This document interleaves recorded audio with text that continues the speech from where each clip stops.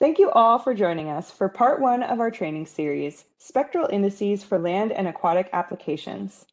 My name is Amber McCullum, and I will be joined by my colleagues, Britnay Beaudry, Juan Torres-Pérez, and Sativa Cruz throughout the duration of this training series. As mentioned, we have a fantastic ARSET training team here for ecological conservation, and I wanted to introduce each of us with our photos as well. Since this is an introductory series, and it might be the first time you're hearing about ARSET or taking an ARSET training, I wanted to briefly highlight our program. ARSET provides accessible, relevant, and cost-free training on remote sensing satellites, sensors, methods, and tools. We offer trainings in each of these thematic areas and have trainings from introductory level to advanced. All of our trainings are freely available, and most are provided online to a global audience and remain accessible even after the series has ended. Some of our more in-depth trainings are provided in person. All of our trainings have materials available in Spanish, and some even have live Spanish sessions. You can find more about our program here on the website listed. So now a quick overview of what you can expect in our training series. Spectral indices from multispectral imagery are extensively used globally to monitor landscape dynamics. And this is one of my favorite visualizations from NASA, where we can monitor things like the biosphere yearly cycle. I like to call this the breathing Earth. And what this shows is over the course of the year, vegetation dynamics of NDVI, where in the spring and summer, you see green up and green in the northern hemisphere, and then senescence in the fall, where the vegetation dies down in the winter. And you can also see the dynamics of the ocean here with the chlorophyll as well.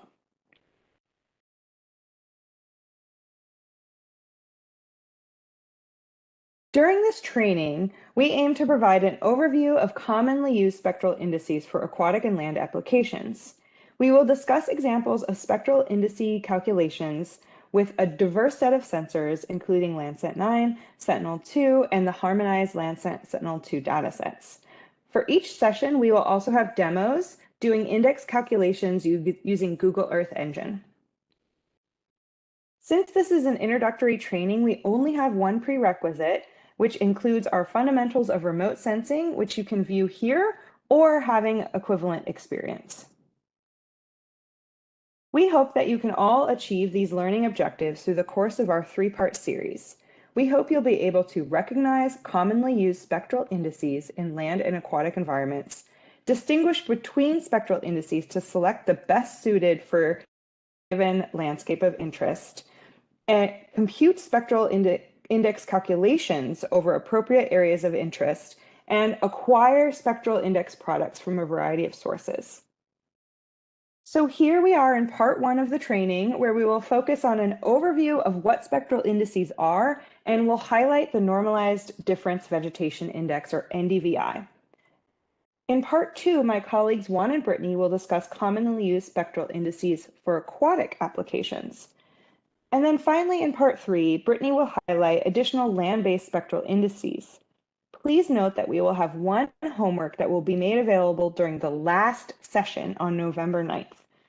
This will be a simple Google form that must be completed 2 weeks after it's posted by November 23rd. If you can attend all the live sessions and complete the homework by the due date, you'll receive a certificate of completion about 2 months afterwards, so please be patient. For this session in particular, first I will give an overview of the spectral properties of multispectral passive imagery, and then we'll discuss what is a spectral index. Then we will talk more specifically about the Normalized Difference Vegetation Index, or NDVI, and I will identify a few NDVI data products, and then Britnay will provide that demo of calculating NDVI in Google Earth Engine. Please put your questions in the question box, and we will address them at the end of the webinar. You can ask your questions as we go, and then we will try to get to as many as we can after the webinar. If the questions are not answered during session, we're going to also have a Q&A document that we'll post on the training website about a week after each session is over.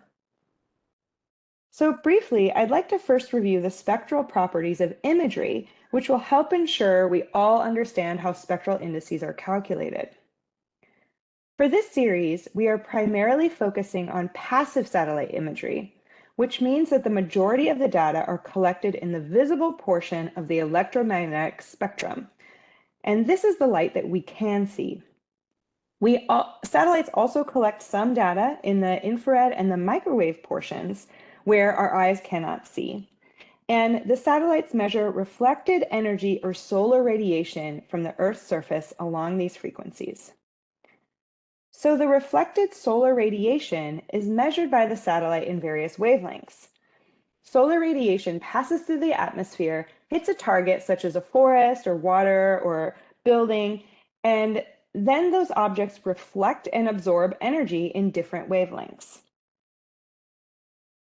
This is a simplified example of what happens with electromagnetic energy for green vegetation. The figure on the left shows incoming radiation in the visible, so this is blue, green, and red, and the near-infrared wavelengths.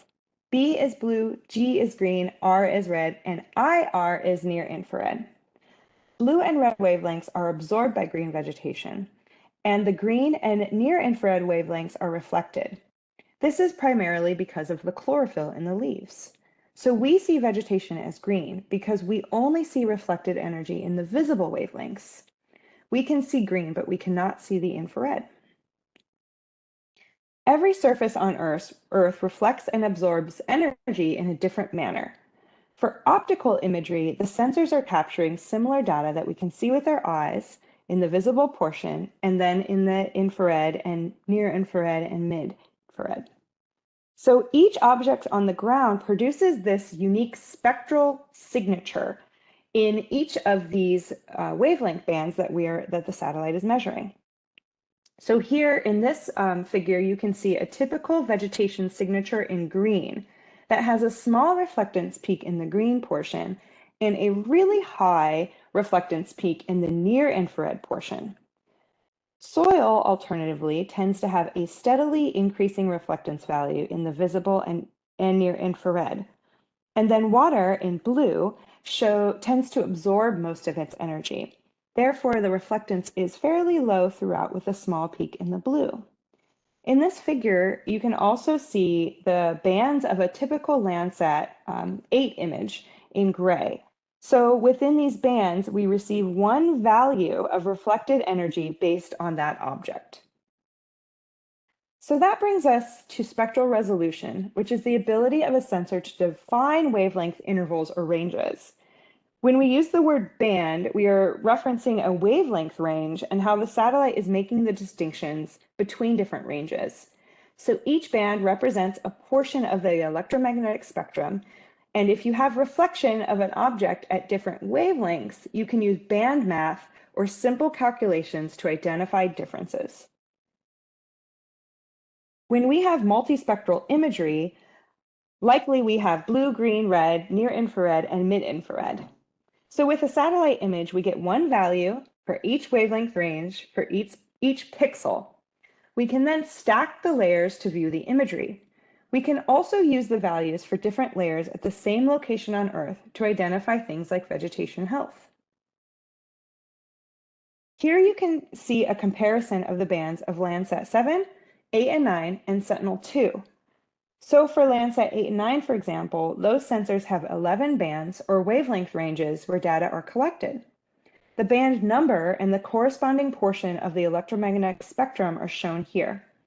Like band 2 is blue, band 3 is green, band 4 is red, and so on. The gray parts of this figure are called the atmospheric windows, where the satellite can actually collect the reflected energy from the ground.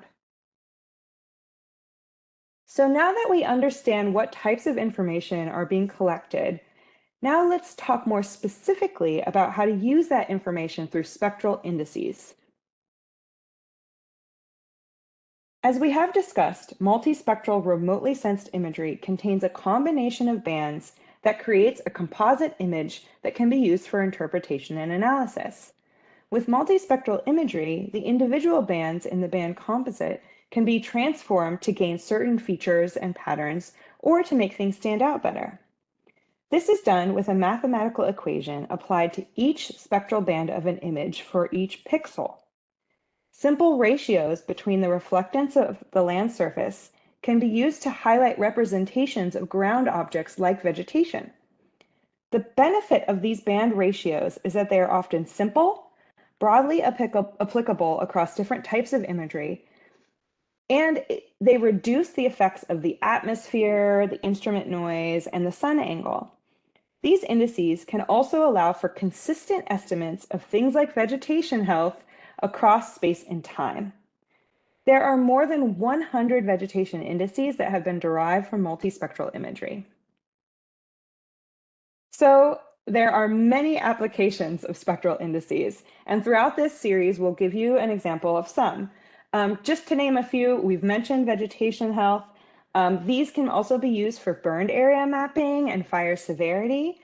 We could look at things like water content, biophysical parameters, geologic mapping, and much more. So as we discussed today, NDVI specifically is one of the most widely used vegetation indices in the world and has been used as a state of vegetation over many different spatial and temporal resolutions. Vegetation health is generally a measure of the amount of the reflected near-infrared light, with healthier vegetation reflecting more near-infrared light than unhealthy vegetation. So we can use NDVI to monitor things like crop health, phenology. It can be used as a drought indicator. It can help us better understand leaf area index and even carbon monitoring. Here are the spectral indices that we will cover over the course of this training series. So today we're really focusing on NDVI. In the next session, we'll be focused on those aquatic indices that are most commonly used. And then in part 3, we'll come back to our land indices and talk a little bit more in depth about some of these other, maybe less commonly used, but still broadly applicable land-based indices. So today, we'll focus on the NDVI. So what is NDVI?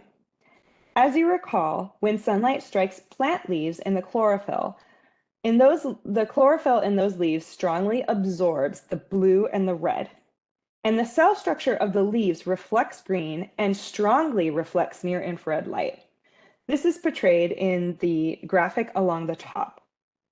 So the two key wavelengths for NDVI are the red, the portion that is absorbed primarily by healthy vegetation, and then the near-infrared, the portion that is highly reflected.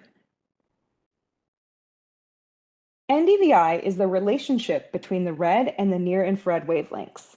The actual formula is shown here. The values of NDVI for an individual pixel range from -1 to 1. Any pixel between -1 and 0 means no vegetation, and pixels that have values closer to 1 indicate the highest possible density of green leaves. The picture here on the right shows that healthy green vegetation absorbs most of the visible light and only 8% is reflected. Unhealthy sparse or senescing vegetation reflects more visible light and less near-infrared light. So you can see the difference in the resulting NDVI values in the image here. So the green vegetation has a value a little closer to 1. In this example, it's 0.72, while the brown vegetation has a value a little closer to 0. Here it's 0.14. Plant phenology is the annual dynamic of vegetation greenness, and it can also be tracked using vegetation indices. In the graph on the top, you can see the progression of vegetation dynamics as the seasons change. In North America, early in the year, which is winter, there are no leaves on the trees, resulting in low NDVI values. When spring arrives, the vegetation greens up and NDVI increases until it peaks in the summer. Then vegetation senesces and the plants lose their leaves and the NDVI decline. And you can see this major difference in the North American images on the bottom. And this is really what we showed with that first beautiful visualization of our breathing earth and the changes in NDVI over the course of the year. NDVI anomalies are often used to show current vegetation patterns relative to long-term averages. This can be calculated by subtracting the long-term mean from the current value and is often done on a monthly basis.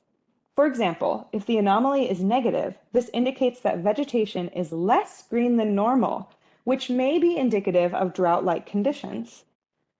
In the example shown here, you can see NDVI anomalies in the southwestern US, which experienced severe drought in the early 2000s. The brown areas indicate a decrease in greenness for 2000 to 2003 compared to a long-term average. When calculating NDVI using Landsat, this figure can be used as a reference to remember which bands to use. Band 4, or the red band, and band 5, or the near-infrared band for Landsats 8 and 9. And this is a little different for Landsat 7. So for Landsat 7, it's bands 3 and 4. For Sentinel-2, we often use bands 4 and 8 for the NDVI calculation shown here.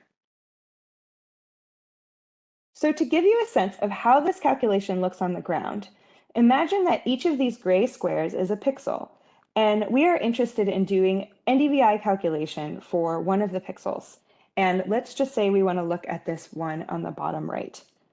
The near-infrared value for this pixel is 0.1144, and the red value for this pixel is 0.0344. Given those values, we will take the near-infrared value minus the red, and then divide that by the near-infrared value plus the red value, and we get an NDVI value of 0.538, and this is indicating healthy vegetation. So you could apply the same calculation for an entire image using the near-infrared and red values for each individual pixel and generate an entire new NDVI layer.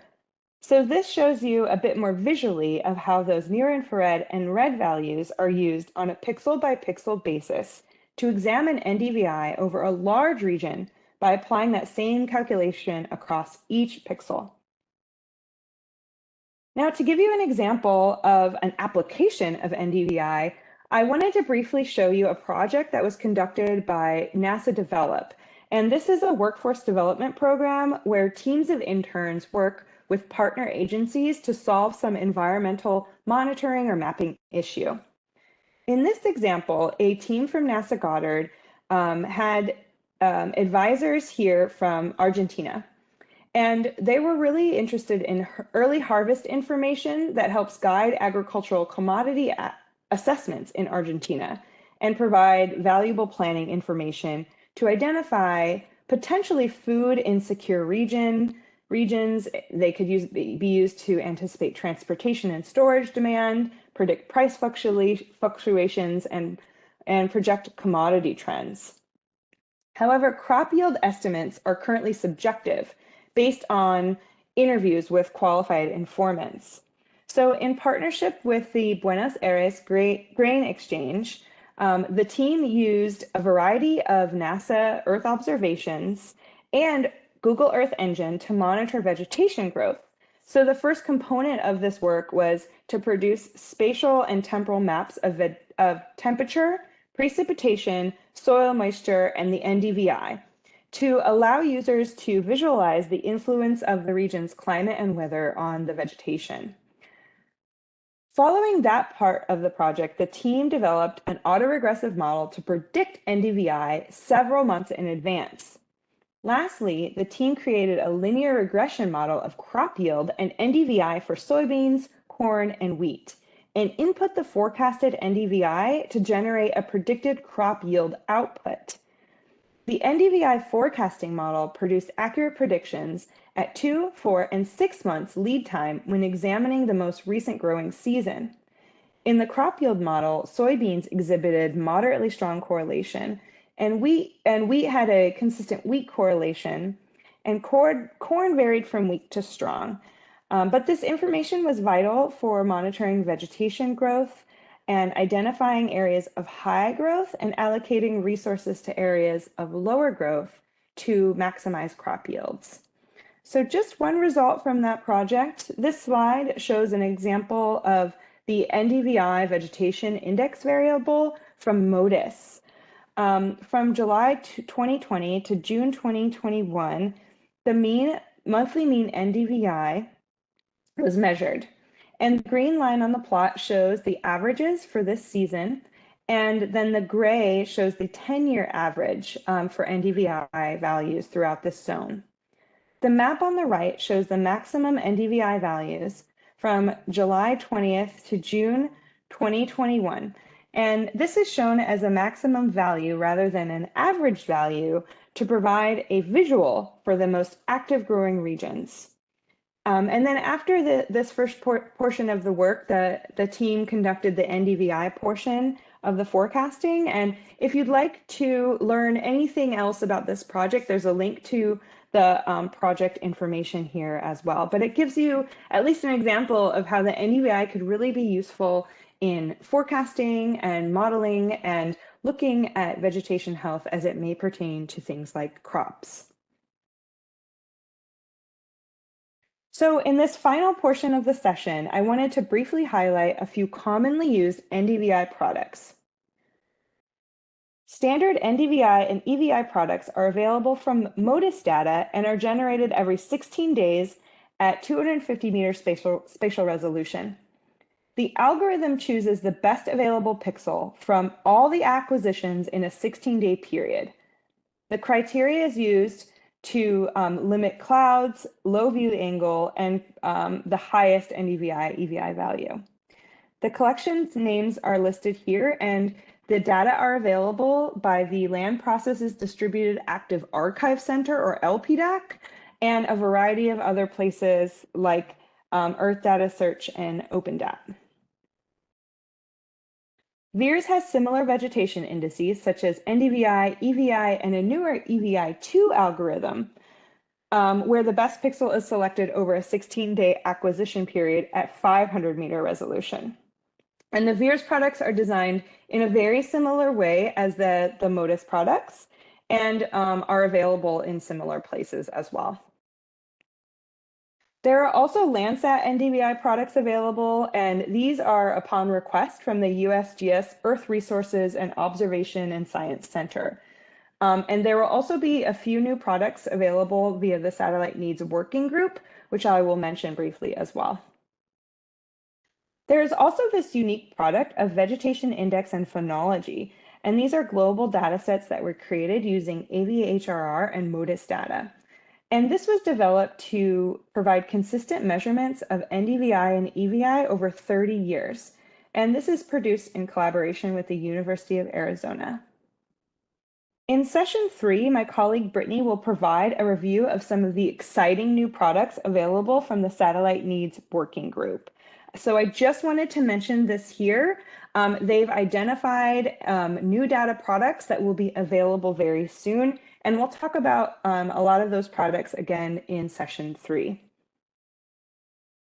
So now I'll hand it over to my colleague Britnay, who will provide a Google Earth Engine demonstration of NDVI calculations. So over to you, Britnay. Thank you, Amber. Yeah, here in Google Earth Engine today, we will be calculating the NDVI with a couple different data sets. We'll be using both Landsat 9 and Sentinel-2 for the calculation. And we're also going to explore some pre-made, readily available NDVI products from VIIRS and Terra Modis. So with that being said, we can just dive in and get started. So here at the start of the script, we are just creating a title for the map window. I'm looking here at line 18. We're just creating the variable title, and we're just, creating that title, part 1, exploring NDVI. We have the font weight, the font size, and then the position on the map. And then here on line 25, we're just adding that title to our map. Just a quick little code just to remind us what we're doing here in this section that I'm highlighting right here down below. So we've added that just to get us started. And now moving into the more sciencey aspect, part 1, calculating NDVI over the Real de Salinas in Mexico with Landsat 9. So the first thing that we're going to do is here on line 32, and we are creating this region of interest, also known as an ROI. And so this variable, which we've called ROI underscore 1, is our first geometry. And so that geometry here down below, it's this big blue square that I drew ahead of time. And this is just over the real distillateness that we're working with. So I drew that, and that's what we're going to be looking at in this first section. But if you are working with this data set later and you want to change this region of interest, instead of going all throughout the code and changing it over and over again, you can just change it from geometry to whatever your own geometry, your own asset, whatever, and it should continue throughout the code under ROI underscore 1. You can change this region of interest without too much trouble throughout your code if you'd like to change that at another time. But for now, we just have our region of interest 1, and it's this nice big blue square that we drew over the real distillateness.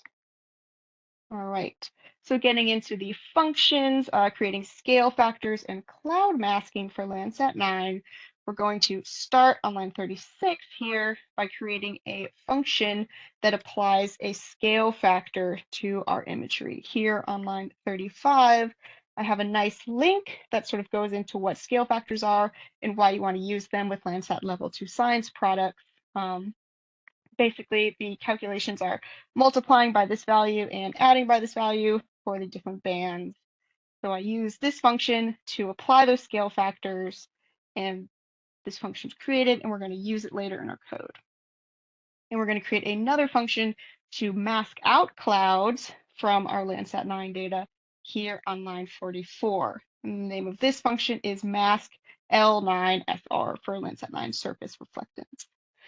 And here we are using the QA pixel band, Landsat 9's pixel quality assessment band, and we are selecting cloud and cloud shadow pixels, and we are setting them to 0, indicating clear conditions. So this function here just takes any pixel that's potentially a cloud or a cloud shadow, and it's removing them from our image collection, so that way we have nice cloud-free data that we're working with for all of our different calculations. So here we've just created these functions so far. We haven't applied them yet. So here we're actually using the functions and loading our image collection itself on line 59. And that's var variable L9 Landsat 9. So we are loading this Landsat 9 imagery right here. And I can even just copy this specific little title for it. And if I paste it up here and click on it, here we have all this different information from the Google Earth Engine dataset, data collection, all about Landsat 9 imagery. We have a nice description. We have a nice sort of chart here, all about the different bands. We have all of its image properties, and we're going to be referring back to this band section in a second when we start to calculate the NDVI. But I just wanted to let you know that this is something that's available that you can always check out and read more about each of the data sets that we're using throughout the training today and the rest of the training itself. So here, so far we've just loaded it. And then on line 60, we are filtering by the date for this whole Landsat image collection. We've just selected all of July 2022. And here on line 61, we are using .filter bounds to filter by that region of interest boundary, that geometry that we talked about earlier. We're just filtering by that region. And here on line 62 and 63 with .map, we are applying those scale factor and cloud mask functions that we created. So even though we created them up above on these lines, we are applying them to our image collection itself using .map on line 62 and 63. And here on line 64, we're taking the median values for all of those pixels, and we are going from an image collection to a nice image that we're going to use on our map later. So we're just taking the median of all those values. All right, so here on line 66, we are using that nice RO1, ROI underscore 1 variable, and we are clipping our imagery specifically to the geometry. So we filtered by it before, but now we are specifically filtering it to, or sorry, we are specifically clipping it to this nice square area of interest that we're going to be exploring in a minute here. And so we are just clipping it using L9 dot clip, this dot clip function, and we're naming it RDS for Real de Salinas. All right, so here, the exciting part here on line 71, we are going to be calculating NDVI over our region of interest. So we have that equation, the formula for NDVI itself here on line 70. And the equation, in case you need a refresher, is near infrared minus red divided by near infrared plus red.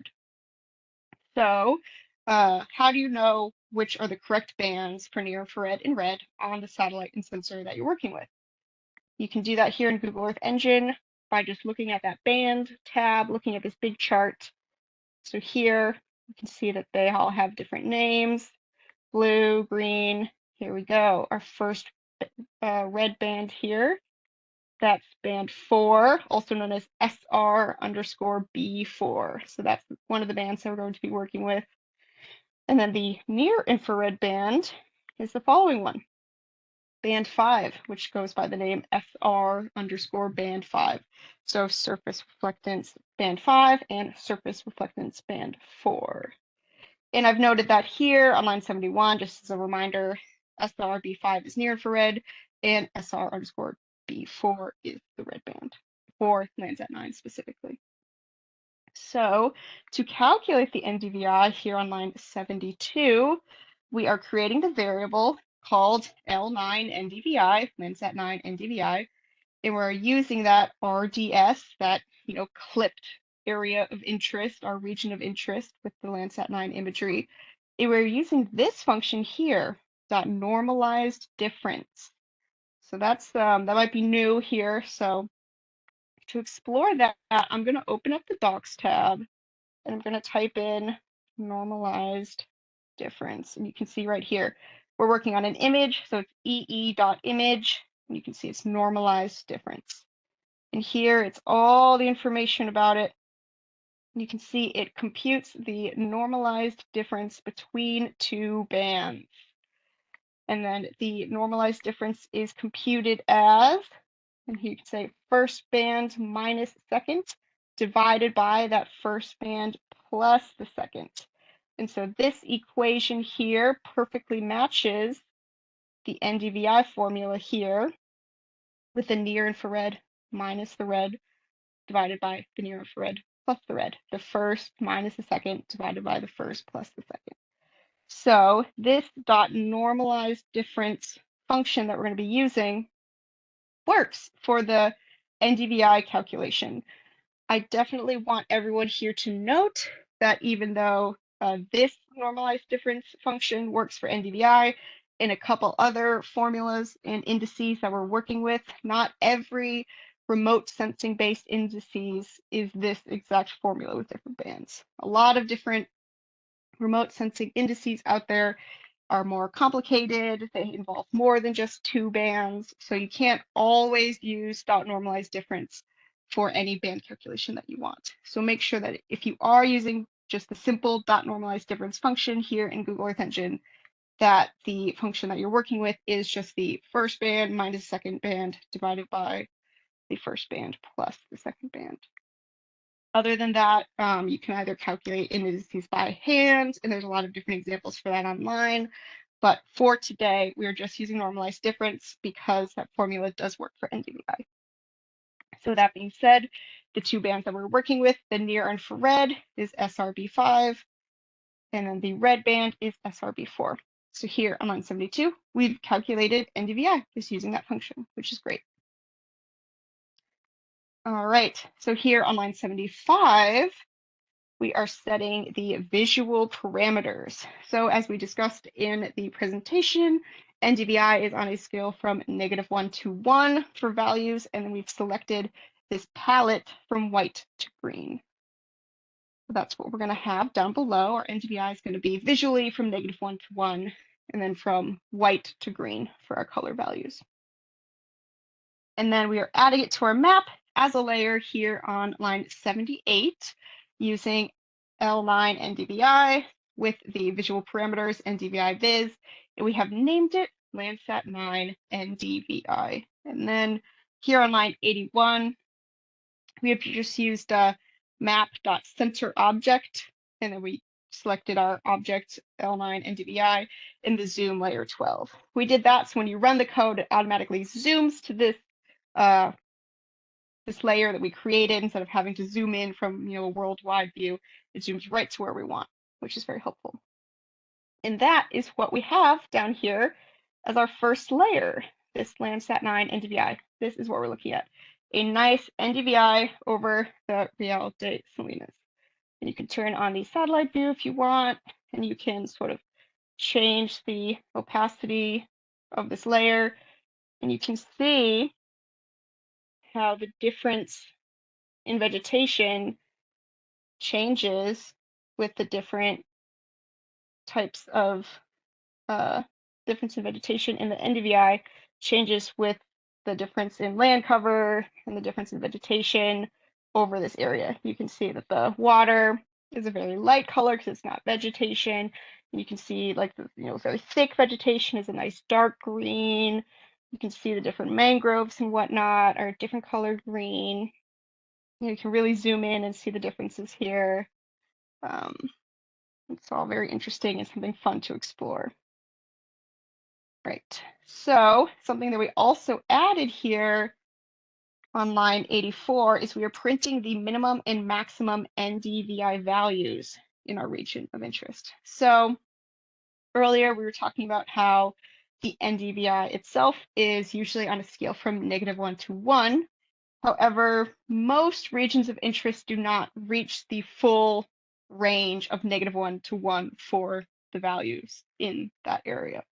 Most are usually close, or there's a big difference in -1 to 1, and they don't meet that full range. So what we're doing here on line 84 is we are using the reducer min max over our geometry, and we are just printing what the min and max NDVI values are. And we're just printing that with line 91. And so that here on our console tab, that shows the actual min and max values. So this, in the Real de Salinas geometry that we have, their region of interest, the minimum and maximum values are not -1 to 1, but they're actually -0.996 and 0.997. So if you want, you can always sort of, I'm just going to copy and paste the first couple lines here on line 75 where we set the visual parameters. I'm going to replace the minimum with the printed minimum here. I'm going to replace the maximum to the actual maximum here. So instead of -1 and 1, we have the min and max from our region itself, and it's very close to -1 and 1 for sure. However, other areas of interest that we're going to be working with are not on that scale of -1 to 1, and you'll see a much larger difference in the color palette and the variability between the greens and the whites in your region of interest below. So right now that it's loaded from -0.999 and the maximum of 0.997, there's a subtle difference in how things look, but you'll definitely see more of a difference as we continue to do that with our other regions of interest, both today and next week and the week after with the training. But that's it for our first region of interest. So moving on to part 2, we are going to be calculating NDVI over Wichita, Kansas with Sentinel-2. So we're moving to a new region of interest, and we're moving to a new satellite and sensor, which is very exciting. So following a very similar process as we did before, we're going to start by selecting our new region of interest, our new ROI, and that's with our geometry 2, just a second geometry that I've drawn over Wichita, Kansas. Again, if you want to change your geometry on your own at another time, you would do that right here with geometry 2 on this line 97. But from there, working with a new data set means that we're going to be creating a new cloud mask. So we're going to start here on line 105 by creating the function mask S2 clouds. So we're going to start by selecting the QA60 band from Sentinel-2. And similar to what we did in Landsat 9, we are selecting the cloud and the cirrus bit masks, and we are selecting or setting them to 0. Just as before with our cloud mask, we want clear conditions. We don't want any pixels that could be cloud-based. We want very cloud-free imagery for all the calculations and visualizations that we're going to be creating.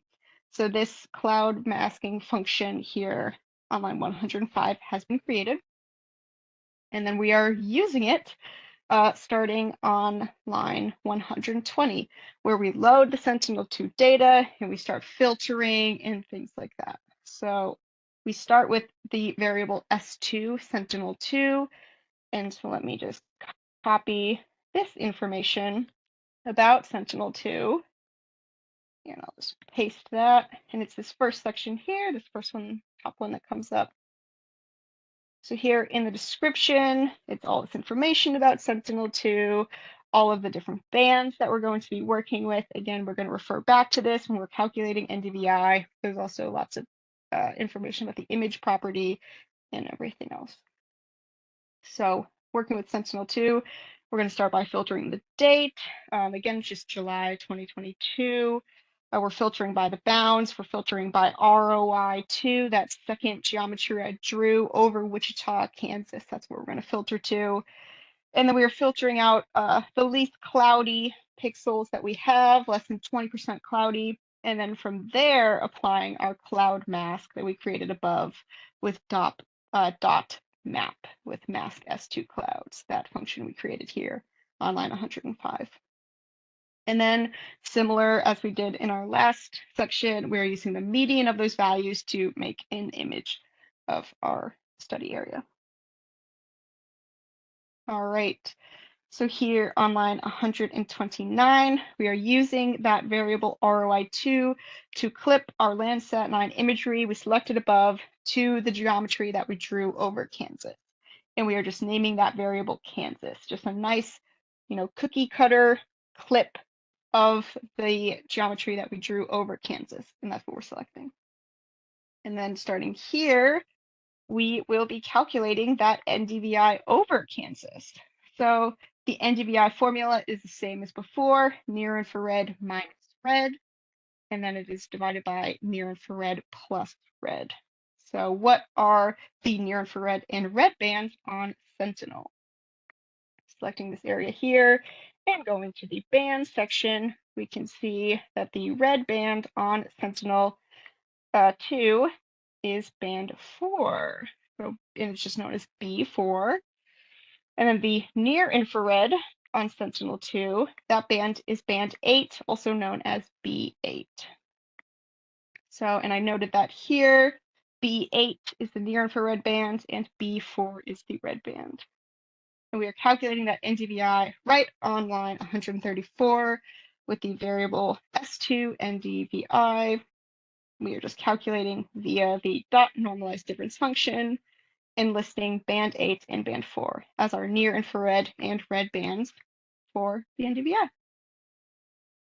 And here we are setting those visual parameters on line 137, the -1 to 1 values, and then the palette of white and green. We're going to change those later, but for now, we're just going to start with the -1 to 1 for our total area of interest. And then we are adding that map to our layer as S2 NDVI. We're applying those visual parameters, and we are naming it Sentinel-2 NDVI. And here on line 134, we are changing the center object for our code.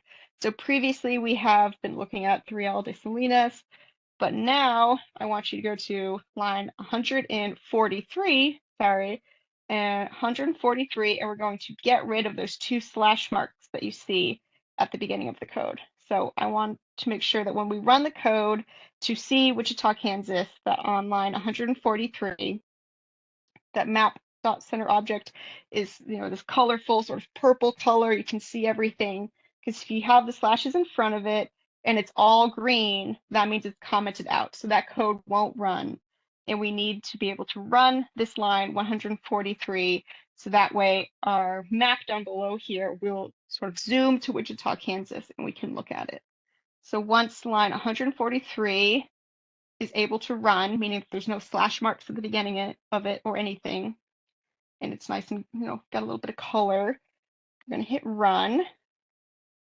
And so now our code should be looking at a bunch of agriculture over Wichita, Kansas. And so now we can look at that. So I'll even change it to the satellite so you can see the different types of vegetation. Here you can see Wichita right there in the sort of lighter green colors because there's not as much vegetation. And then you can see this reservoir here. It's a very light color because it's just water. And then you can see all the different types of agriculture and farmland and all the different values here. Lots of vibrant dark and light greens. And you can even see the river here in the lighter color. So that's all really cool and fun to explore.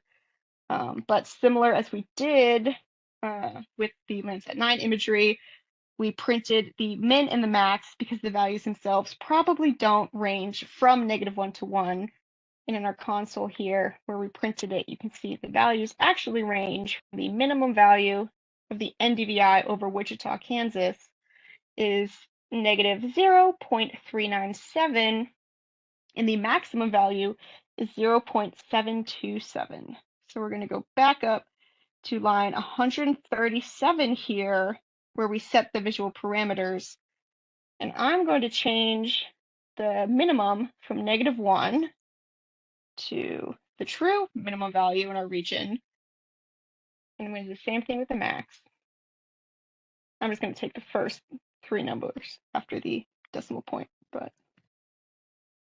So I'm going to hit run again, and you're going to see that the visualization is going to be less of a uniform green, and there's going to be a little more variation between the colors in our palette.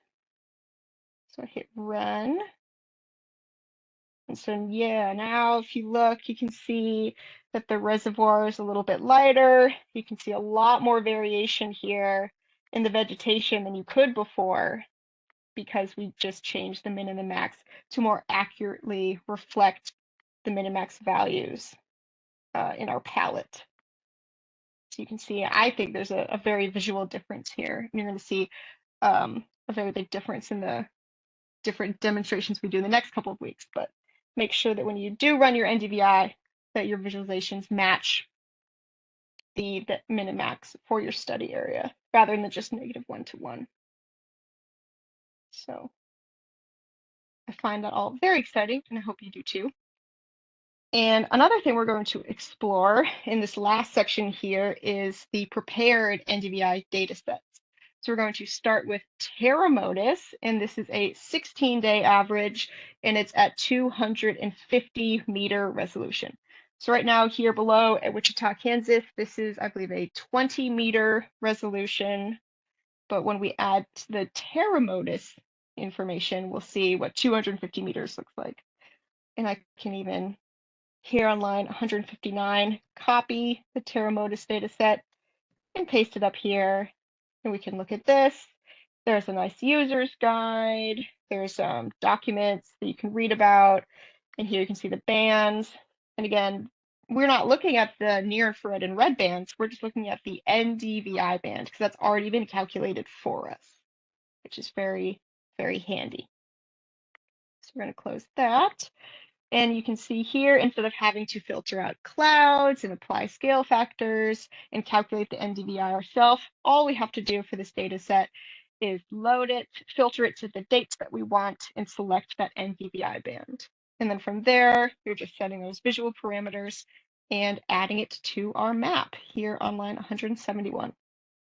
So I will turn on that layer. It's known as Terra Modis NDVI. And here you can see the difference between the spatial resolution. You can see this is Kansas at a 20-meter resolution, and this is it at a 250-meter resolution. However, it had a lot less calculation on our end. It's ready-made, even if the resolution's a little bit more difficult. But it is great because it's worldwide coverage for that data set. So if you want to do less sort of calculation on your end and you just want to work with these pre-made data sets, Terra Modis is a great option. And then we also have the VEERS product here starting on line 173. And this is another 16-day data set at 500 meter resolution. And so I can just copy this here and then paste it up top.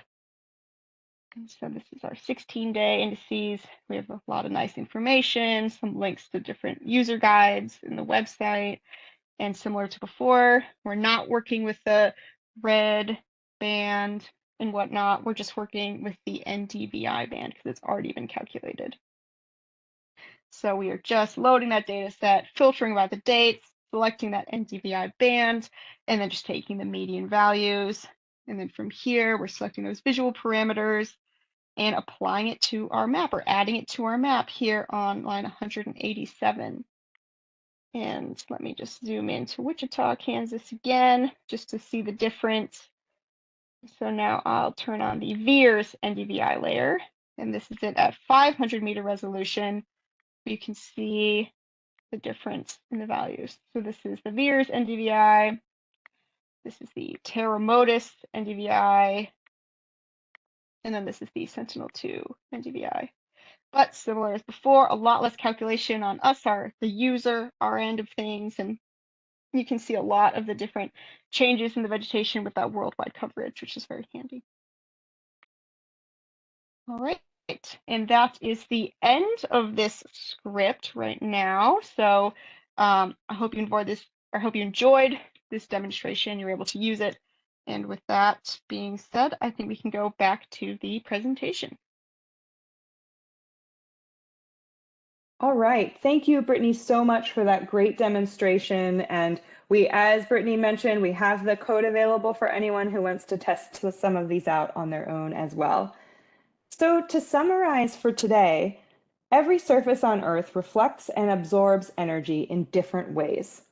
Using this information from different bands of a satellite image can help us better understand the features on Earth. A spectral index is a mathematical equation that is applied over the various spectral bands of an image per pixel. Simple band ratios that highlight a specific process or property on the land surface.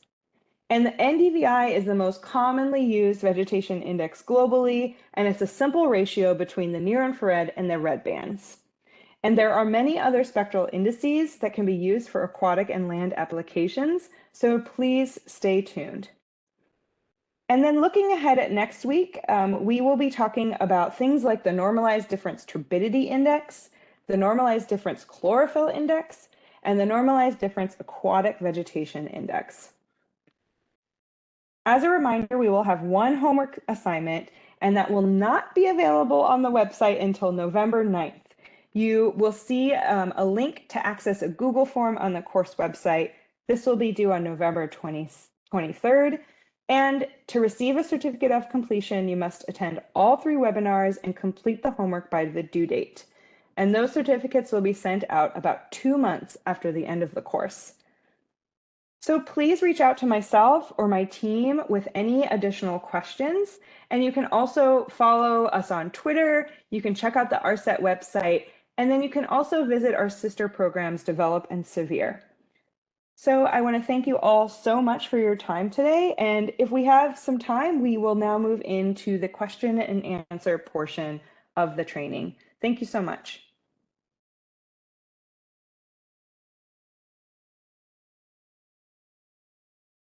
All right, so now we are here in the Q&A portion. Just give us a moment as we move over to the Q&A document. And as we mentioned, we've gotten a lot of questions today, and we won't be able to get to all of them during the session, but we will try to go through the majority of these questions and make this document available on the course website afterwards. So if your question didn't get answered, come back in about a week or 2 and check the website, and maybe you'll see your answer on there as well. So we'll go through a few of these now and get to as many as we can. So question 1, a really good question. How do spectral indices help with atmospheric conditions, instrument noise, and sun angle? The really great thing about spectral indices is that they're simple ratios between 2 different wavelength ranges. And so you're really looking at the ratio value through that calculation. You're not necessarily interested in, say, the actual values of top of atmosphere or surface reflectance directly. So long as you are using the wavelengths from the same image, that shouldn't create an issue for you in terms of the effects of the atmosphere, instrument noise, and sun angle. I will say that I recommend using surface reflectance if that's available, for example, from Landsat, when doing these calculations if possible. Question 2. Would NDVI be a good index for monitoring irrigation areas? Yes, NDVI is one of the most commonly used indices for monitoring vegetation. And as we mentioned and we highlighted throughout this session, that can be done with a variety of sensors. So long as you have a red band and a near infrared band, you can do this calculation. So Landsat Sentinel, for example. And the other great thing is that it can also be done with drone imagery or commercial imagery if you have both of those bands. So for example, if you are interested in a small irrigated field and you have the ability to fly a drone that has a red band and a near infrared band, you're going to get much increased spatial resolution on the ground for really identifying differences in your crop health across your field. It might be a little challenging with, say, something like Landsat if your field is small. So I also wanted to mention that another metric that is often used to identify things like plant water stress or water use on irrigated fields is evapotranspiration, or ET, and that can be derived from Landsat and a variety of models. Okay. Question 3, NDVI shows healthy vegetation. Can we categorize or classify the forest based on its NDVI value? Say like primary forest, secondary forest in the tropics. So I would say the NDVI is usually used to identify relative health of vegetation. So it can be used for looking at restoration or degradation of forest systems. It's often not used for identifying the type of forest. However, there has been some research that has tried to identify general ranges of NDVI values for primary forest versus secondary forest. So you could look into that as well.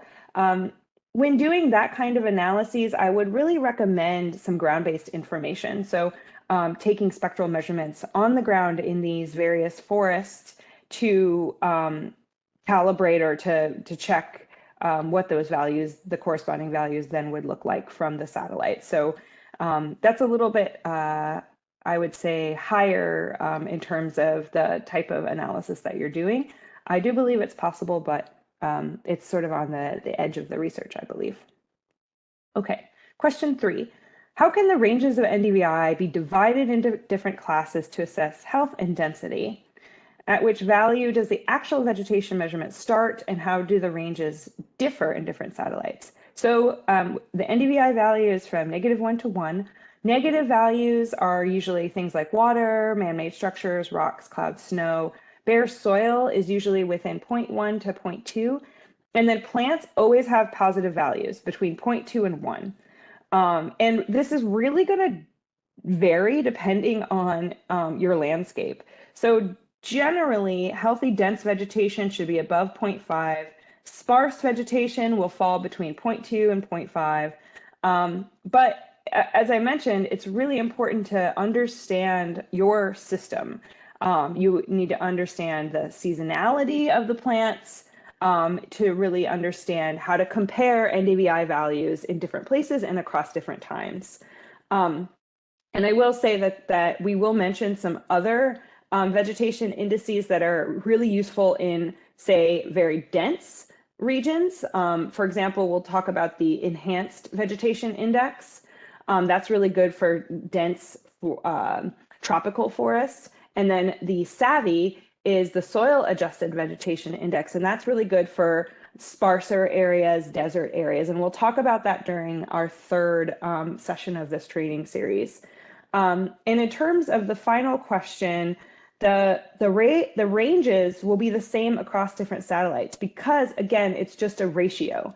So you're always going to be using, two Landsat bands or two Sentinel bands in your calculation. You're never going to say like combine a Landsat red with a Sentinel 2 NDV or near infrared. That's not going to be how you ever do your calculation. So the ranges should be the same because it's a ratio. Okay, next question. Question 5, does the difference in resolution affect the accuracy when comparing different years? For example, if I compare data from 1987 with a lower resolution than 2004 as a result of the advances in technology. So I guess my answer to this is somewhat.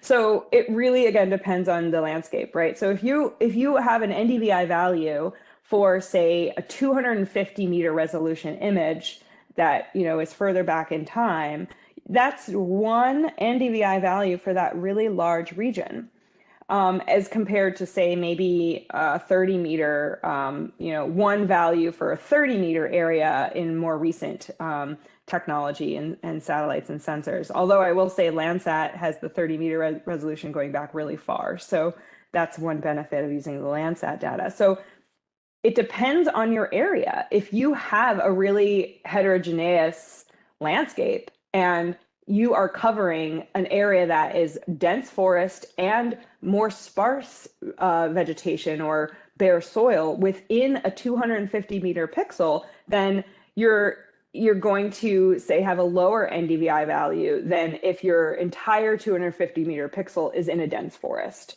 So it really, again, depends on the questions you're asking, the landscape you're looking at, and what you're trying to do with the NDVI. So certainly higher spatial resolution is generally more useful for these types of calculations. Okay, question 6. Are Landsat 7 NDVI values comparable with Landsat 8 and 9 values despite small differences? So yes, they are very similar.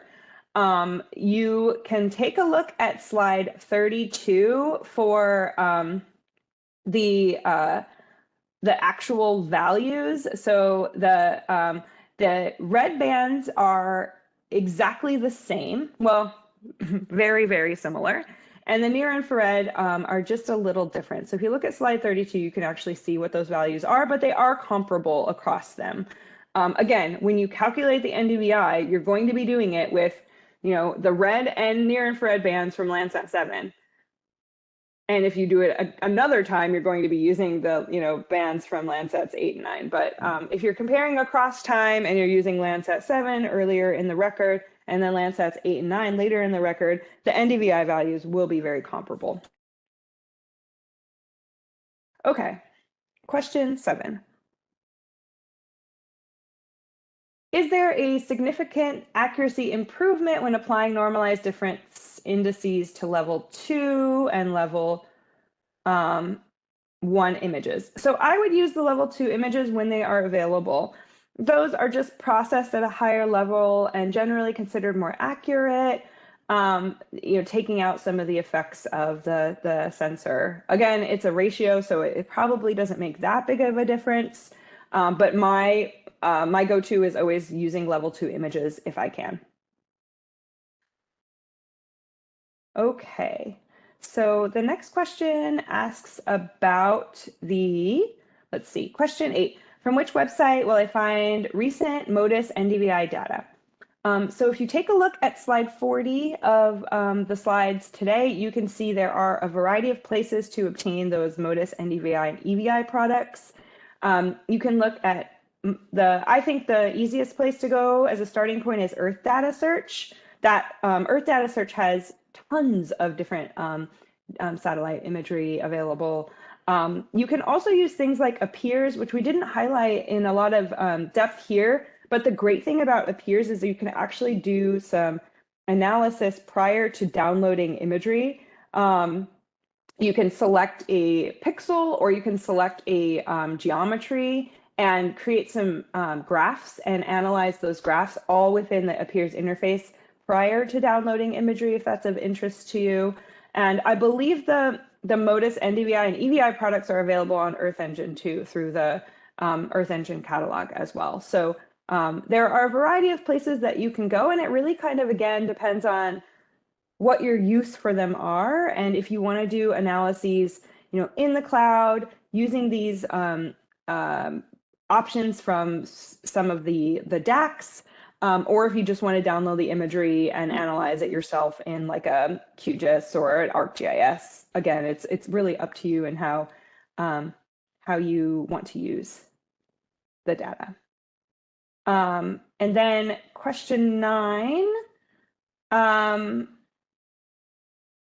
Okay, it looks like we're getting to some of the questions about the code, but the short answer to question 9, is it possible to share these scripts of NDVI extraction? Yes. So the link to the code is on slide 45, I believe.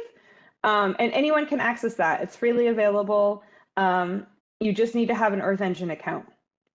So you can run that script. You can use that script. You can copy and paste that script into your own, modify it for your region of interest. If you are, a coder and you're familiar with Earth Engine, then go for it. It's available.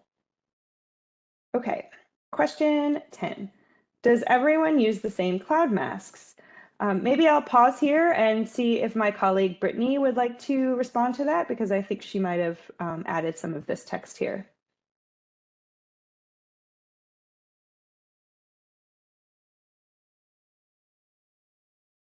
Hi, can everyone hear me okay? Hear you, thanks.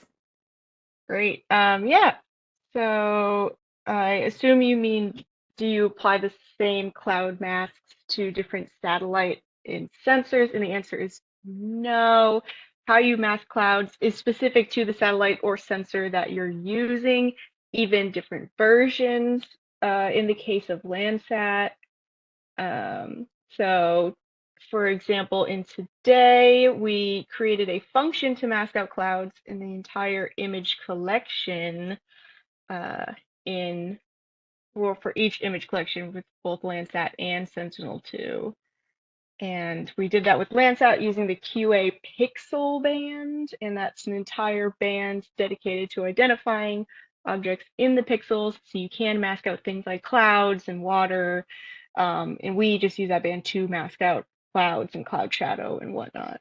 And then we do the same thing for Sentinel-2A, but we use the QA60 band. So they are specific to satellite and sensors.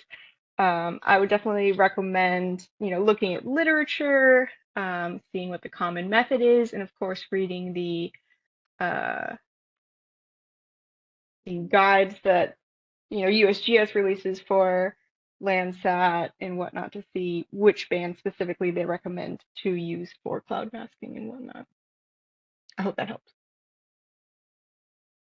Great, thank you, Britnay. Okay, moving on to question 11.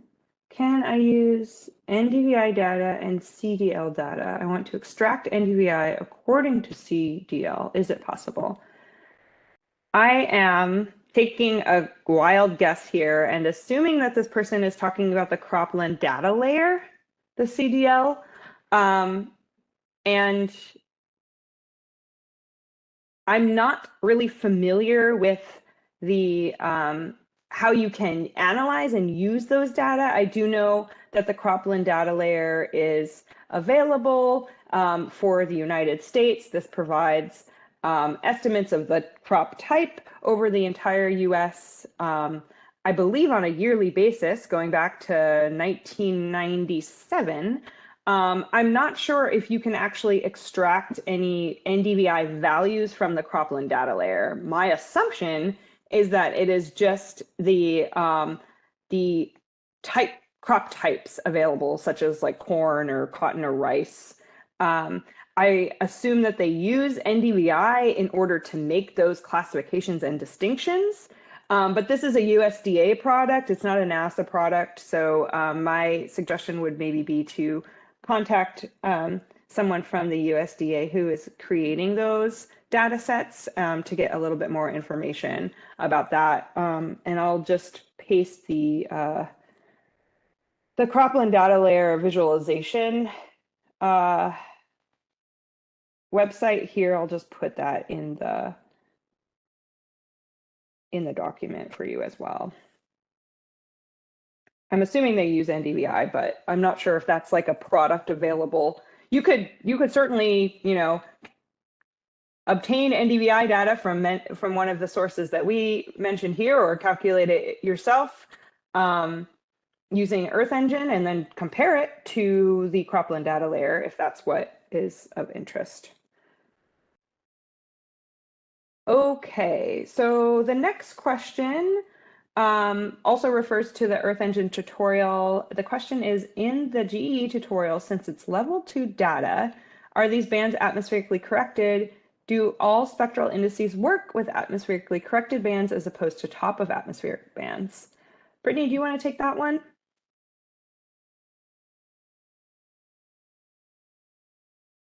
Yeah, sure. So there are definitely many different types of like levels of data, atmospheric correction, and it all depends on the sensor that you're using and the data products, the imagery that you're using as well. So the ones that we use today, I can provide links to the actual descriptions, or you can look at it in Google Earth Engine, but I will leave the link here right in the question that you can refer back to, and you'll be able to see to what extent it's been atmospherically corrected. But the answer essentially is yes, for our purposes that we use today, it is. And then for spectral indices and the bands being correct, you want to make sure that whatever sensor that you're using has the bands that are necessary for the wavelength. So you don't want to be performing like an NDVI over something that doesn't have a red band, for example. And I think Amber mentioned that earlier, talking about like you don't want to mix bands from other satellites and sensors. So just making sure that you match the spectral indices that you plan on using with the sensor that has the correct bands for that formula for that spectral indices. And we'll be going over that in the next two webinars as well, part 2 and 3, where we go through and check that the band values are correct with the different bands that we need for the indices that we'll be calculating.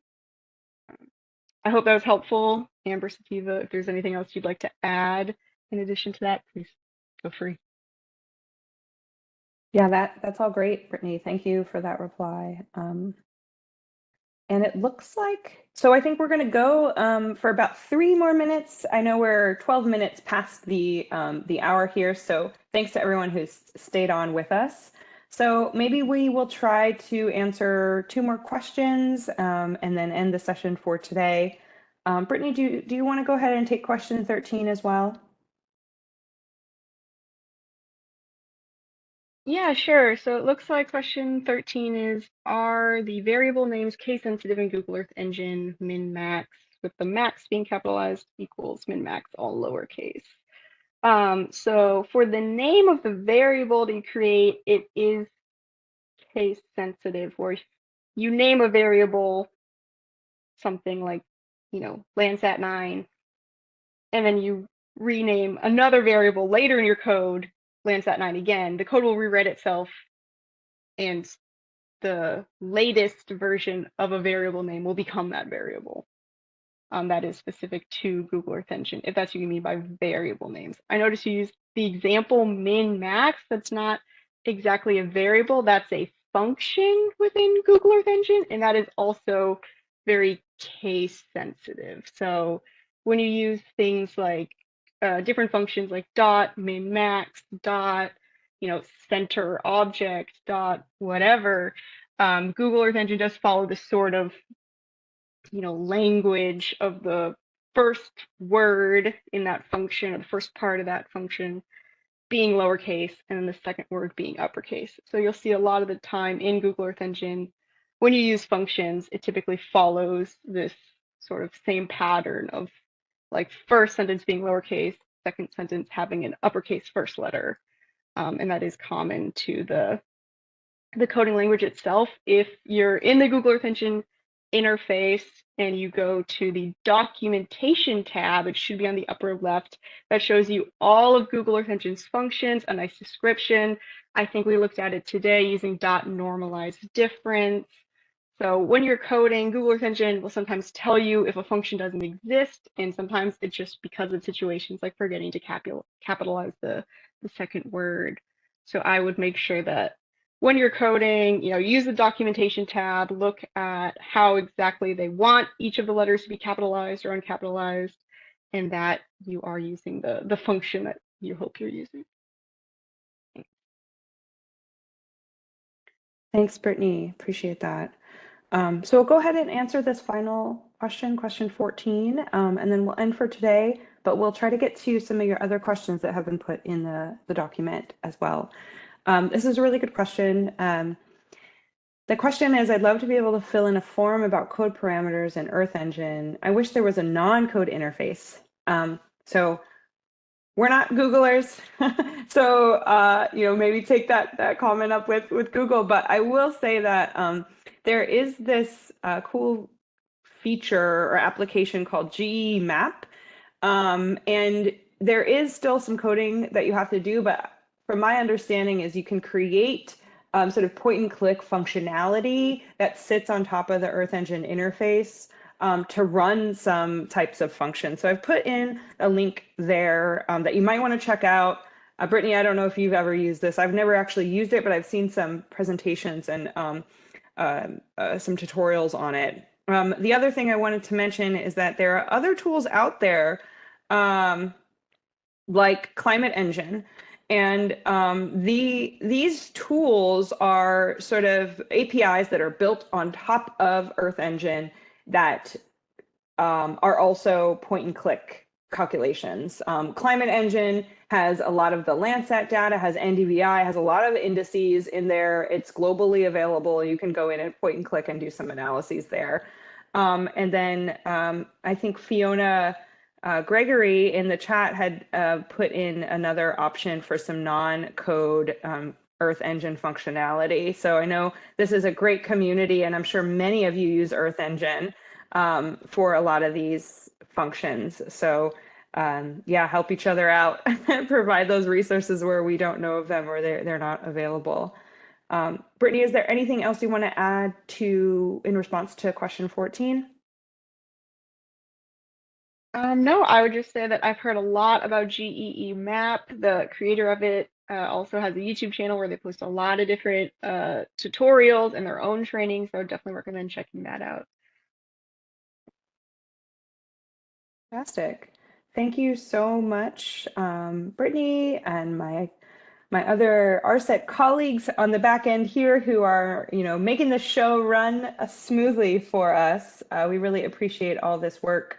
As I mentioned, we will continue to review these questions you all have posed here, do our best to answer them, and we'll be posting the Q&A online within about a week or so. You can come back to that. Similarly for the recordings, check back and give us a few days, give us a week or so, and those will all be made available for you to watch prior, coming back to certain things that you might have had questions on, things like that. And do please join us for the next two sessions. So next week at the same time, we are going to be reviewing aquatic indices. My colleague Juan Torres-Pérez will be giving that lecture, and then Brittany will be walking us through another Earth Engine demonstration. So do please join us again for next week, and have a great rest of your day. Thank you so much.